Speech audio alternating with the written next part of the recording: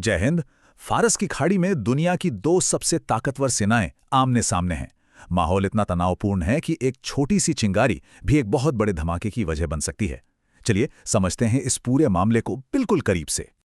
और यही सवाल आज सबके मन में है। अमेरिका ने अपने सबसे एडवांस जहाज खाड़ी में भेज दिए हैं, तो दूसरी तरफ ईरान ने कसम खाई है कि वो उन्हें जहन्नुम का रास्ता दिखाएगा। तो चलिए देखते हैं कि इस टकराव में किसके पास क्या ताकत है। अच्छा, तो सबसे पहले देखते हैं अमेरिका की ताकत को। वो इस इलाके में उतरे हैं एक ऐसे हथियार के साथ जो असल में एक तैरता हुआ किला है, उनकी नौसेना की शक्ति का प्रतीक। देखिए, ये सिर्फ एयरक्राफ्ट कैरियर नहीं है। यूएसएस वॉस्प और यूएसएस त्रिपोली असल में ये पूरे के पूरे आक्रमण के प्लेटफॉर्म्स हैं। ये ऐसे जहाज हैं जो अपने साथ जमीन पर हमला करने के लिए एक पूरी फौज लेकर चलते हैं। हाँ, पूरे 5000। और ये सिर्फ नाविक नहीं है, ये है मरीन कमांडो, जो किसी भी वक्त किसी भी जमीन पर उतरने के लिए एकदम तैयार हैं। ये दिखाता है कि ये तैनाती कितने बड़े पैमाने पर की गई है। और कमाल की बात तो यह है कि ये जहाज अपने आप में पूरी तरह से आत्मनिर्भर हैं। इनके ऊपर F-35 जैसे लड़ाकू विमान और अटैक हेलीकॉप्टर तैनात हैं। जहाज के अंदर टैंक, गाड़ियां और हजारों सैनिकों के रहने, खाने और यहां तक कि इलाज के लिए पूरा अस्पताल मौजूद है। मतलब ये सच में समंदर पर चलता फिरता एक शहर है। और रही बात इनकी सुरक्षा की, तो इन जहाज़ों पर लगा है CIWS जैसा ऑटोमेटिक डिफेंस सिस्टम। सोचिए, कोई भी मिसाइल या ड्रोन अगर पास आने की कोशिश करता है तो ये सिस्टम अपने आप एक्टिवेट हो जाता है और गोलियों की ऐसी बौछार करता है कि दुश्मन हवा में ही तबाह हो जाए। 1 मिनट में 6000 गोलियां। लेकिन ईरान अमेरिका की इस जबरदस्त ताकत का सामना आमने सामने से नहीं कर रहा है। उनकी स्ट्रैटेजी, उनकी रणनीति बिल्कुल अलग है। इसे कहते हैं असम्मित युद्ध, यानी एसिमेट्रिक वॉरफेयर। ये जो तुलना है ना, ये सब कुछ साफ कर देती है। जहां एक तरफ अमेरिका अपने बेहद महंगे और हाईटेक हथियारों पर भरोसा करता है, वहीं ईरान कम लागत वाले लेकिन बहुत बड़ी तादाद में मौजूद हथियारों का इस्तेमाल करता है। उनका मकसद है एक साथ इतने हमले करना कि अमेरिका का डिफेंस सिस्टम कंफ्यूज हो जाए, उसे समझ ही ना आए कि किस टारगेट को पहले रोका जाए। ईरान के तरकश में कई तीर हैं।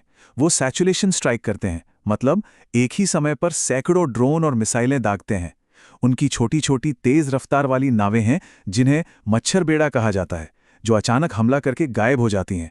और इन सब में उनकी मदद कर रहा है रूस और चीन से मिलने वाला सटीक सैटेलाइट डेटा।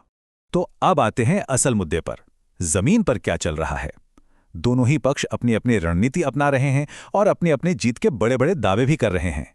ईरान ने एक बहुत बड़ा दावा किया है कि उसने सऊदी अरब में जमीन पर खड़े अमेरिका के एक AWACS निगरानी विमान को निशाना बनाया है।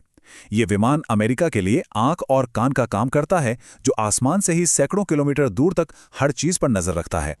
ईरान ने यह भी दावा किया है कि उसने अमेरिका का एक F-15 लड़ाकू विमान मार गिराया। और कैसे? ये भी बड़ा दिलचस्प है। देखिए, विमान का इंजन बहुत गर्मी पैदा करता है, मिसाइल उसी गर्मी का पीछा करती है।